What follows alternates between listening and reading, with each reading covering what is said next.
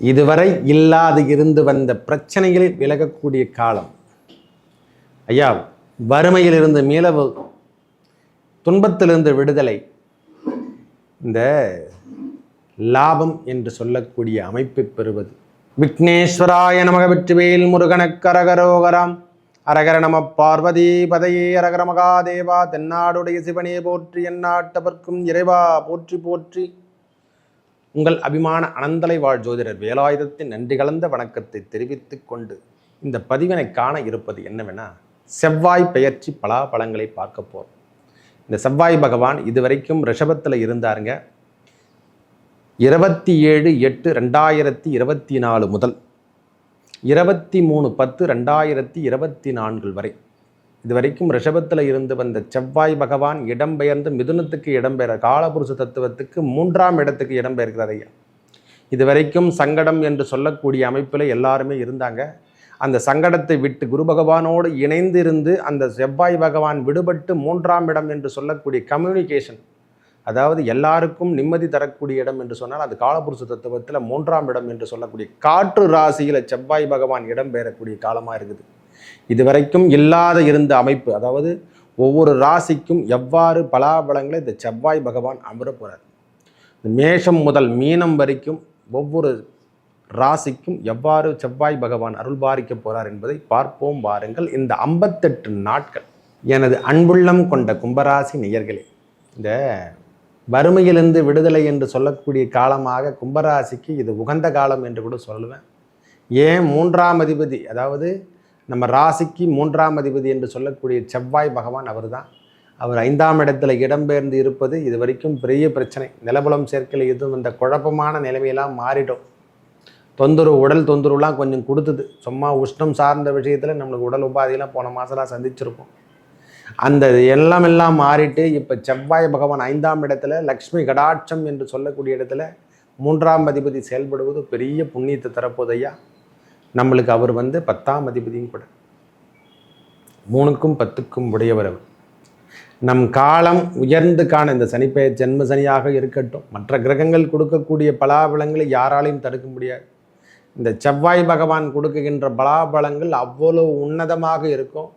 பிள்ளைகள் சார்ந்த விஷயத்தில் இதுவரைக்கும் தடையேதும் இருந்தால், கல்வியிலோ கல்வி பிரச்சனையிலையோ, அதாவது செயல் திட்டங்கள் அவங்க வேலையில் எதுவும் தடையாக இருந்தால் அந்த தடையெல்லாம் உடைய போகுது. அதுவும் இல்லாமல் அந்த திருமண பந்தம் என்று சொல்கிறோம் பார்த்தீங்களா, அவங்க குழந்தைங்களுக்கு நாம் திருமண பந்தத்தை, உறவுகளை ஏற்படுத்தி தரக்கூடிய காலமாக அமையப் போகிறது. செல்வம் சேரபோது சாமி, அது வேறு விஷயம். செல்வங்கள் நாம் முதலீடு போட்டிருந்தால் அந்த முதலீடுலாம் வேலை சார்ந்த விஷயத்திலையோ, அந்த தெய்வான நிலைமையெல்லாம் நம்மளை சம்பளம் சார்ந்த விஷயங்கள் வேலையில் தடையில் கொடுத்தது. திடீர்னு பார்த்தோன்னா செல்வங்கள் இந்த 58 நாட்கள் குறையில்லாத செல்வங்கள் இருக்குது சாமி. பயம் ஒன்றும் அவசியமே இல்லை. இப்போ கொஞ்ச நாளைக்காக சரியில்லாமல் இருந்தது, அதெல்லாம் இப்போ சரியாயிடும். அந்த வேலை சார்ந்த விஷயத்தில் இருந்து வந்த தொய்வான நிலைமையெல்லாம் இனிமேல் மாறிவிடும். உழைப்புக்கேற்ற ஊதியம் என்று சொல்கிற மாதிரி நம்ம உழைச்சா அந்த ஊதியத்தை கிடைக்கணும். அந்த காலங்களில் உங்களுக்கு எல்லாமே கிடைக்க போகிறது. உடல் உபாதைகள் சற்று கொஞ்சம் இருக்கும் சாமி, அந்த மற்றபடி எந்த தொந்தரவும் பண்ணாது உங்களை. உடல் உபாதைகள் சற்று கலக்கமான செலவில் நாமளுக்கோ நம்ம வீட்டில் இருக்கிறவங்களுக்கோ எதனா ஒரு உபாதைகள் கொடுக்கும். சின்ன சின்ன கோபங்கள் நம்மளுக்கு அதிகரித்து கொண்டு தான் இருக்கும். இந்த கும்பராசி செவ்வாய் பகவான் அந்த 5ஆம் இடத்துக்கு சென்றாலே சற்று கோபத்தை அதிகரிச்சிடும். இந்த 1, 5, 9 எல்லாமே சேம் தான். 1ஆம் இடம் இருந்தாலும் சரி, 5ஆம் இடம் இருந்தாலும் சரி, 9ஆம் இடம் இருந்தாலும் சரி, அந்த இடத்துக்கு செவ்வாய் பகவான் வந்தாலே சற்று கோபதாபம் அதிகரிக்கும். இந்த காலத்தை உகந்த காலமாக மாற்றிக்கொள்ளுங்கள். கோபத்தை குறைச்சிங்க. அதுக்கு என்னென்ன வழிமுறை செய்யணுமோ அதெல்லாம் எடுத்துங்க. பிளான்ஸ் அப்படின்ற மாதிரி இந்த பிளான் பண்ணி வேலை செய்யக்கூடிய காலமாக இந்த காலம் இருக்க போகிறது. உங்களுக்கான பார்வை 8ஆம் இடம் என்று சொல்லக்கூடிய இடத்துலையும் அவர் 4ஆம் பார்வை விடுவதாலையும் இந்த நோய் பிரச்சனையெல்லாம் விடுபட்டு நீங்கள் வெளியே செல்வதை கண்கூடாக பார்க்கலாம். ஹாஸ்பிட்டலும் கையமாக சுற்றிருந்தீங்கல்ல, அந்த ஹாஸ்பிட்டலும் கையமாக சுற்றத்தெல்லாம் மறந்துடுவீங்க. உடல் உபாதைகள்லாம் போயிட்டு இருக்குன்னு பாருங்க. வயதான மூப்பருக்கு சொல்கிறவங்களுக்கு நான் அந்த உடல் உபாதைகள்லாம் சற்று கட்டுக்குள், அந்த நோயெல்லாம் கட்டுக்குள் வருவதை கண்கூடாக பார்க்கலாம்.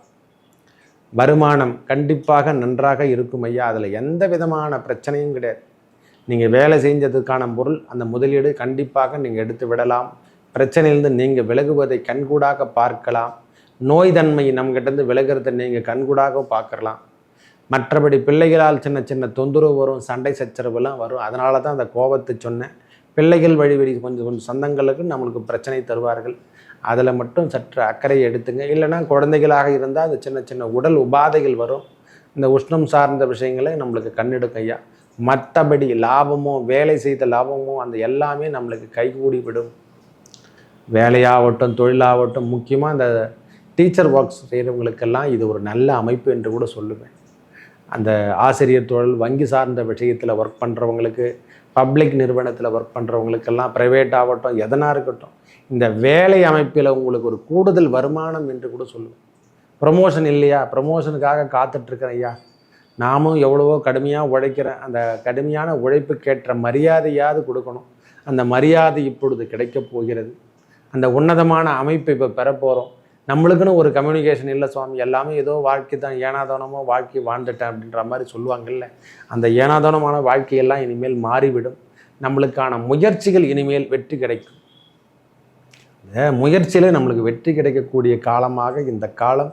இந்த செவ்வாய் பெயர்ச்சி நம்மளுக்கு 5ஆம் இடத்துல செல்வது பெரிய உகந்த காலம் என்று தான் சொல்லுவேன். நான் ஒரே வார்த்தை சொல்லப்போனால் 5ஆம் இடத்துலேருந்து லாபஸ்தானத்தை நேரடியாக பார்ப்பார்.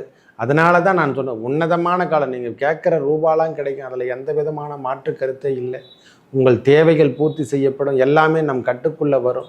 உங்களுடைய பிரச்சனைகள், சட்ட சிக்கல்கள் ஏதேனும் இருந்தாலும், அந்த வம்பு வழக்குகள் எதனா இருந்ததுன்னா, ஐயா நான் கொடுத்துட்டேன், நான் ரொம்ப நாளாக நான் தீட்டிகிட்டு இருக்கேன், எவன் கேட்டாலும் கொடுக்க மாட்டேன்றான், ஏமாத்துறான்னா, அவெல்லாம் இனிமேல் அகப்படக்கூடிய காலமாகும்.